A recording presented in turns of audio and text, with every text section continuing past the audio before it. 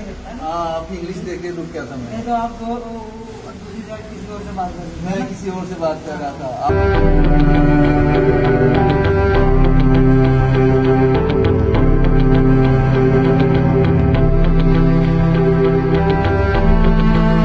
सामान बेच दिया, गाड़ियाँ बेच दी, घर में बैठने की आदत पड़ गई। खाली घर में बैठ के सारा दिन शराब पीते रहना, बीवी बच्चों से लड़ाई करना। आपको याद होगा हमने एक कहानी आपको बताई थी मिट्ठू की। मिट्ठू शालामार जम्मू में रोड पर ही रहता था, लंबे समय से रोड पे था, हालत बहुत ख़राब थी। आपको याद होगा, मिट्ठू नाम से ही आपको याद आ गया होगा।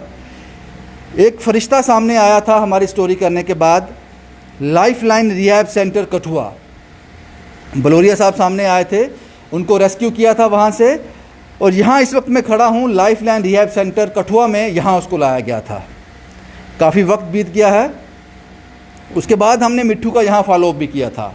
खुश था, उसकी दवाई चल रही थी, खुश था। अब चीज़ें इम्प्रूव हो गई हैं। आपको ये जानकर खुशी होगी कि मिट्ठू आज अपने घर वापसी कर रहा है, अपनी बीवी बच्चों के बीच वापस जा रहा है। एक बार फिर हम वही कहानी आपको बताने के लिए लाए हैं, क्योंकि ये वाला मोड़ दिखाना बहुत ज़रूरी था। अगर ये वाली कहानी हम आपको नहीं दिखाते तो कहानी अधूरी रह जाती। मिट्ठू रिहैब सेंटर के बाद कहाँ गया, ये क्यूरियोसिटी आप जानना चाहते हो, क्योंकि काफ़ी लोग मिट्ठू की ज़िंदगी में रुचि रखते हैं, क्योंकि जो इंसान है वो रुचि रखता है कि आखिर उस इंसान का क्या हुआ। मिट्ठू को आप भली भांति परिचित हैं, कुछ और लोगों से मैं आपको परिचित करवा दूं। ये मिट्ठू के ससुराल वालों में से हैं, मैं इनसे इनका आपका तारुफ भी करवाऊंगा बाद में।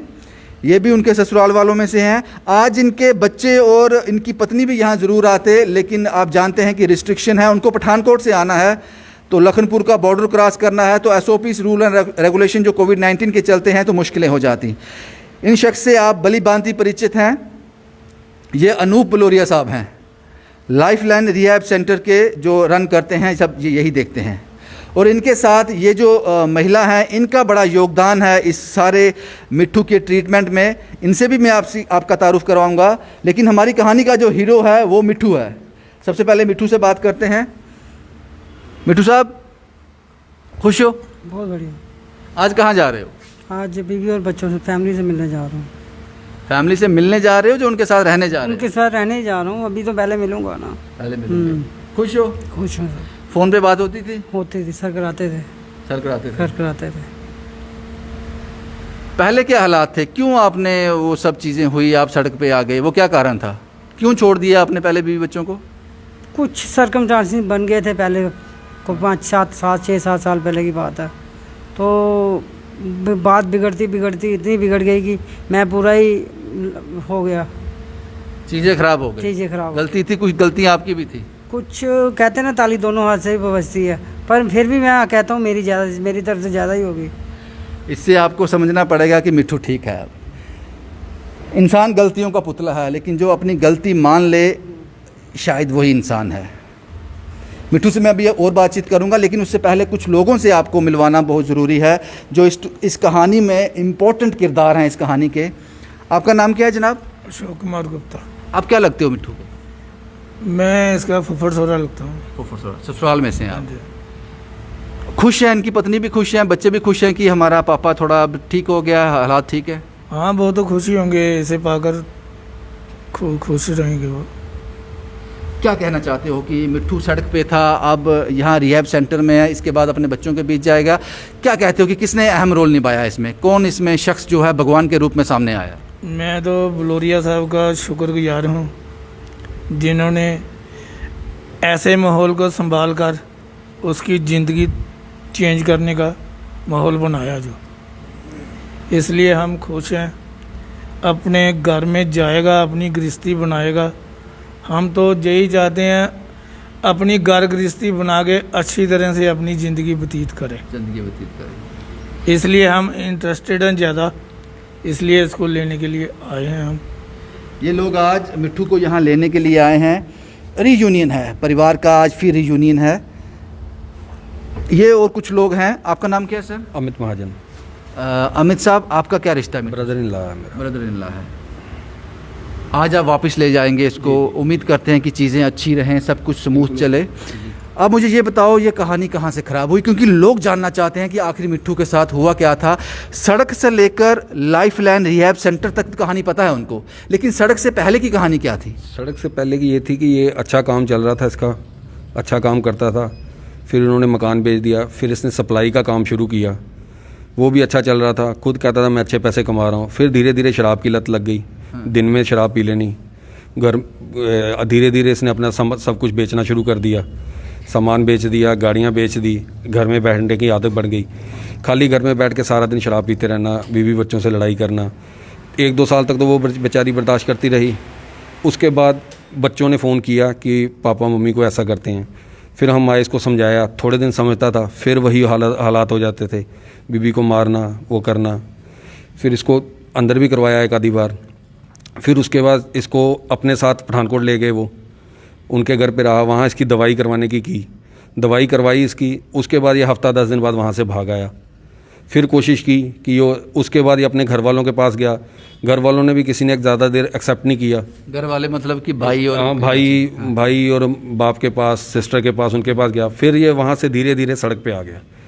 फिर इन्होंने भी 2-3 बार कोशिश की कि इसको सही करने की, लेकिन बात बनी नहीं। फिर उसके बाद फिर सब अपनी तरफ भगवान के सहारे छोड़ दिया। फिर भगवान के सहारे छूट गया ये। फिर जब आपकी स्टोरी आई, फिर देखा, फिर चलो ब्लोरिया साहब ने लाया। हम लास्ट 15 दिन पहले भी मिलने आए थे। फिर ये थोड़ा सा हाइपर हो गया बात करते करते। फिर ब्लोरिया साहब जी ने कहा कि नहीं, 15 दिन इसको और रखते हैं। अब इसमें काफ़ी चेंज महसूस हो रही है। बाकी अब लेके जा रहे हैं इसको, देखते हैं वहाँ कैसा रहता है। अगर तो अच्छा रहेगा तो अच्छी बात है। आपने अब बात की, आपको कैसा लगा? अब तो पहले से काफ़ी अच्छा लगा। काफ़ी अच्छा। बात, हाँ, अपनी गलती भी मानता है। बिल्कुल अपनी गलती भी मानता है, अपना वो भी कर रहा है। बाकी कहता है मैं फैमिली के साथ ही रहूँगा। बाकी रहेगा तो बहुत अच्छी बात है जी। अब यही चाहते हैं हम तो यही चाहते हैं कि अपनी फैमिली के साथ रहे। बच्चे और वाइफ वो क्या खुश हैं? वो भी हाँ, बिल्कुल खुश हैं जी, वो खुश हैं। मुश्किल थी पहले पति के बिल्कुल, बिना, वो तो होता ही है। मर्द की हर औरत का पति के बिना मुश्किल होता है। बच्चे बाहर हैं। यहाँ ये समझना ज़रूरी होगा कि हर मिट्ठू के पीछे एक कहानी होती है, एक अतीत होता है। हम लोग इंटरेस्ट नहीं लेते, निकल जाते हैं, गुजर जाते हैं। मैं भी गुजर गया होता, बलोरिया साहब भी गुजर गए होते, तो आज मिट्ठू वहीं होता। ज़रूरत है हर मिट्ठू की कहानी को जानने की, थोड़ा सा कष्ट करने की, थोड़ा सा उसमें इंटरेस्ट लेने की, तो शायद कोई भी मिट्ठू सड़क पे ना हो। जो भी लोग सड़क पे होते हैं उसके पीछे एक कहानी होती है, लेकिन हमारे पास फुर्सत कहाँ है इतनी उनको जानने की। ये अहम रोल हैं। मुझे नहीं पता मैं इनको अनूप बलोरिया के नाम से बुलाऊं या कोई और नाम, जो हम नाम देते हैं, जो बड़े महान काम करते हैं, क्योंकि इन्होंने एक ऐसा काम किया है जिसके लिए शब्द ही नहीं है। वो व्यूअर अपने कमेंट बॉक्स में बता देंगे कि बलोरी साहब ने क्या काम किया है। बलोरी साहब अब क्या किस स्टेज में है और कहाँ? अब आपका रोल ख़त्म नहीं हुआ मुझे लगता है। क्या लगता है कि मिट्ठू अब घर जाने के काबिल है? हाँ, अभी तो ये घर जाने के काबिल है। इसको फॉलोअप में रहना पड़ेगा। तो बाकी मेडिसिन इसकी चल रही है। अभी पहले से काफ़ी ज़्यादा इम्प्रूवमेंट है। ये पहले तो ये बिल्कुल पे एक, जिसे कहते हैं कि एक बेजान एक पत्थर बन गया था। सड़क पे ना इसको रोना आ रहा है, ना इसको हंसना आ रहा है। इसकी ज़िंदगी सिर्फ एक 2 वक्त की रोज़ी पे लगी हुई थी कि खाना कहाँ से खाना है, नहाऊं कहाँ, सोना कहाँ है। तो अब ये उन सब चीज़ों से बाहर है। अब इसको रोना भी आता है, अब इसको रियलाइज़ भी हो रहा है, अब ये इंसान बन रहा है। सो इसके इमोशंस फिर से वापस आ रहे हैं। ही वांट टू केयर, इसकी अपनी फैमिली की केयर करना चाहता है, अपने बच्चों की केयर करना चाहता है। तो अभी देखो, अभी हम ट्रायल बेसिस पे इसको देते हैं। एक ब्रेक चाहिए इसे, फैमिली के साथ रीयूनियन, जैसे आपने कहा कि दोबारा से इसको रिहैबिलिटेट किया जाए फैमिली में।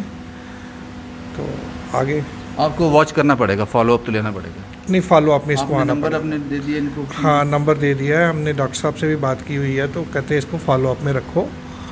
और इसका मेडिसिन का भी काफ़ी ज़्यादा रोल है इसमें। साइकेट्रिक प्रॉब्लम तो थी इसको, उसके साथ में एडिक्शन भी हो गई थी।